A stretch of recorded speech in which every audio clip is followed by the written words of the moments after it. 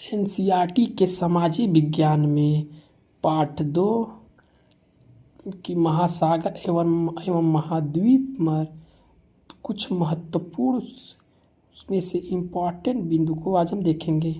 महासागर पृथ्वी के 7/10वें भाग पर व्याप्त है। पृथ्वी 3/4 भाग जल से घिरा है।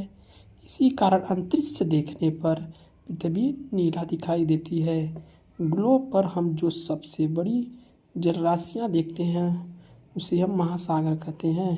पृथ्वी का रंग भूरा भी होता है जो ग्लोब के 1/4 भाग पर फैला होता है। भूमि के सबसे बड़े भाग को हम क्या कहते हैं? भूखंड कहते हैं।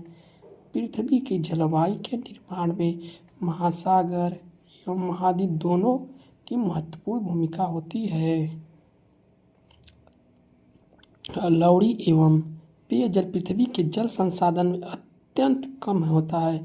यह हिमनद, नदियाँ, झील, वायुमंडल एवं भूमिगत जल के रूप में व्याप्त है।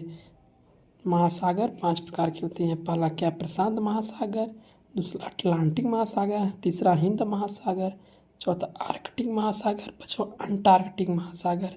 सबसे बड़ी महासागर प्रशांत महासागर है एवं सबसे छोटी महासागर आर्कटिक महासागर है।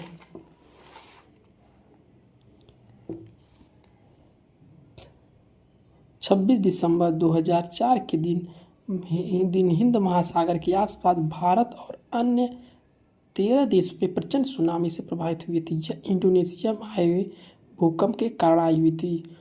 ओलंपिक खेलों के प्रतीकों में से एक प्रतीक ओलंपिक की 5 छल्लों का अवश्य देखा होगा। ये छल्ले विश्व भर में खिलाड़ियों को एकत्र होने का प्रतीक होती है। अब द्वीप किसे कहते हैं?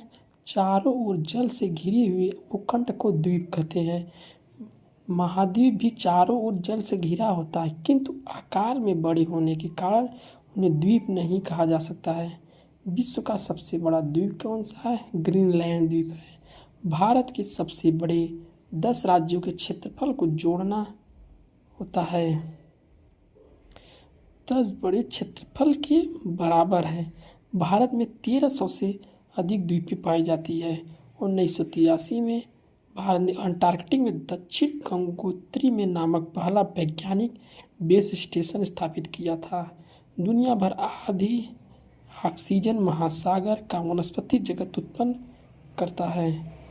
दुनिया भर पर आधी से ज़्यादा ऑक्सीजन हमें कहाँ से प्राप्त होती है? महासागर में उत्पन्न वनस्पति जीव जगत से प्राप्त होती है। इसलिए इन्हें पृथ्वी का फेफड़ा भी कहते हैं।